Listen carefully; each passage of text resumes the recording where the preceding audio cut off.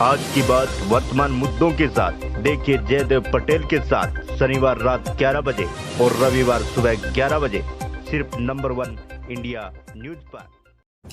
नमस्कार व्यूअर्स, मैं जयदेव पटेल और आप देख रहे हैं नंबर 1 इंडिया न्यूज। आज की बात वर्तमान मुद्दों के साथ के इस खास कार्यक्रम में आज हम बात करेंगे महाराष्ट्र के एक ऐसे दिल दिलाने वाली घटना की जिसमें कहीं की अभिनेत्री लैला खान के साथ साथ उनके परिवार की हत्या हो गई थी, जिसको लेकर आरोपी परवेश डाक को फांसी की सजा सुनाई गई है कोर्ट के द्वारा। आखिर ये पूरी प्रक्रिया कैसे हुई, कैसे एविडेंस कलेक्ट किए गए, किस तरीके से उसको फांसी सजा पहुंचा गया, इन्हें तामुद्दर बात करने के लिए हमारे साथ खास हमारे महाराष्ट्र के सरकारी वकील उज्जवल निगम जी, आपका बहुत स्वागत है आज हमारे प्रोग्राम में। जी धन्यवाद जयदेव जी। उज्जवल निगम जी, आपसे मेरा पहला सवाल है कि अभिनेत्री लैला खान हत्या मामले में ज्यादा एविडेंसेस नहीं थे, ऐसे में किस तरह से पूरी प्रक्रिया के तहत फांसी की सजा सुनाई गई? क्या कोई दलीलें थी आपकी तरफ से कोर्ट में?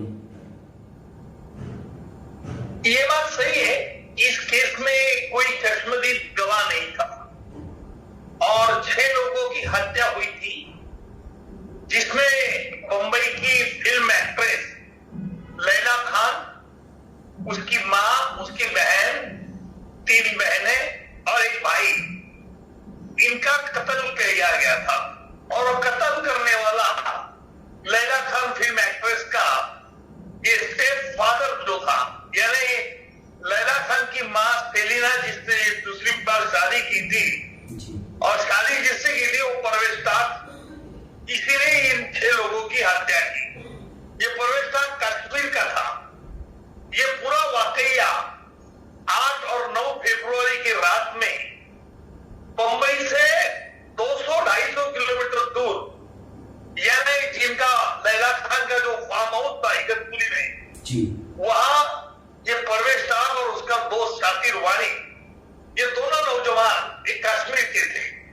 इन्होंने इनके पूरे गले से मार डाला और वो पूरा के उनकी डेड बॉडी, 6 की 6 डेड बॉडी वो फार्म हाउस में खड्डा खोद के वहां छुपाई दी थी। और ये परवेश डाक और शातिर वानी ये लैला खान के 2 व्हीकल गाड़ियां लेके कश्मीर में भाग गए थे। लेकिन कश्मीर में देखिए, कश्मीर में उनको एक को पकड़ा गया, परवेश डाक को, क्योंकि महाराष्ट्र की गाड़ी वो मिल गई तो कश्मीर पुलिस ने उसको अरेस्ट किया था। और ये पूरा जब अरेस्ट किया तो जब गाड़ी महाराष्ट्र की थी तब कश्मीर पुलिस ने छानबीन शुरू कर दी और उनको पता चला कि ये मुंबई से गाड़ी है, महाराष्ट्र की गाड़ी है। और इसीलिए मुंबई के क्राइम ब्रांच को उन्होंने बुलाया और मुंबई क्राइम ब्रांच ने फिर ढूंढा कि ये इसने कत्ल किया है।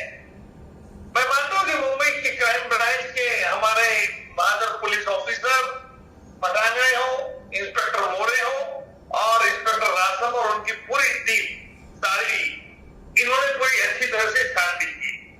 इसमें कोई चश्मदीद गवाह नहीं था। करीबन मैंने 45 विटनेस कोर्ट में एग्जामिन किए, सर्कमस्टेंशियल एविडेंस था। और ये घटना जो हुई ये फरवरी 2011 को हुई, लेकिन परवेश डाक को पकड़ा गया 2012 में, यानी 9 जुलाई 2012 को उसको पकड़ा गया। जब उसे मुंबई लाया तब उसने कबूली दिया, इकबाली बयान दे दिया कि हाँ मैंने मारा था। फिर डेड बॉडीज निकाले, लेकिन जहां तक डेड बॉडीज मिली थी तो उस डेड बॉडी के तो सिर्फ ओनली स्केलेटल्स थे। तो पुलिस के लिए ये भी एक चुनौती थी कि ये मर्डर उसने क्यों किया, और दूसरी ये डेड बॉडी यही 6 लोगों की है, ये साबित करना इनका था। इसलिए मैंने डीएनए एक्सपर्ट को एग्जामिन किया, जिसके आधार पर हमने ये साबित कर दिया कि ये डेड बॉडी लैला खान जो फिल्म एक्ट्रेस, उसकी एक है स्केलेटल, उसकी मां, उसकी बहनें और उसका भाई की है। ये साबित हो गया।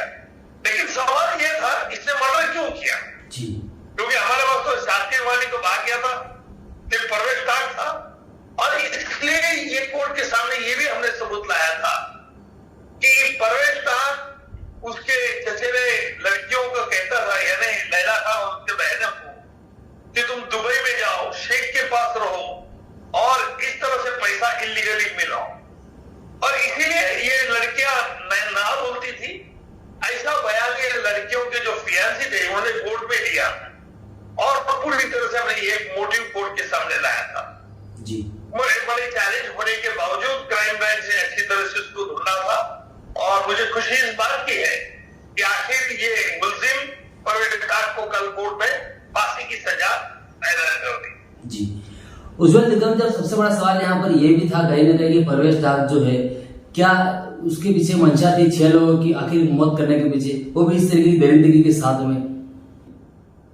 नहीं, मर्डर करने की यही वजह थी। वो मोटिव मैंने बताया जी। कि वो उसके लड़कियों को वो कहता था कि तुम दुबई में जाओ और इन शॉर्ट प्रोस्टिट्यूशन करो जी। और प्रोस्टिट्यूशन से पैसा जो मिलता है वो मेरे पास लेके आओ। ऐसा एक हमारा विटनेसेस का कहना था, लेकिन ये पूरी तरह से आरोप साबित नहीं हुआ। इसलिए साबित नहीं हुआ क्योंकि हमारे पास कोई मृत व्यक्ति थी और हमने पासपोर्ट भी लाए थे। पासपोर्ट में एंट्री थी कुछ लड़कियों की दुबई की जाने के लिए, लेकिन उनके फियांसी ने कहा था कि वो कतई इसके लिए तैयार नहीं थे। जी। उज्जवल निगम जी, परवेज डाक का क्या डोमिनेटेड नेचर रहा होगा उस टाइम पे, या है इसकी वजह से सब लोगों को दबाव में रखना चाहता था और लोगों ने जब उसकी बात नहीं मानी तो उसने हत्या कर दी?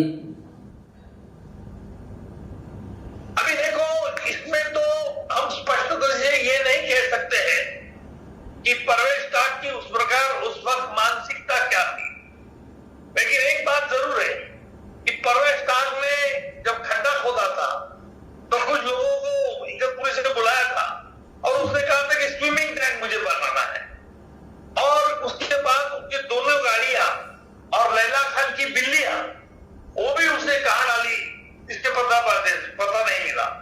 लेकिन जहां तक गाड़ियां हैं उसकी लैला खान की, और भाग के लेके गया था, इसके बारे में हमने कोर्ट में सबूत पेश किए थे और वो कश्मीर में दोनों गाड़ियां मिली। जी।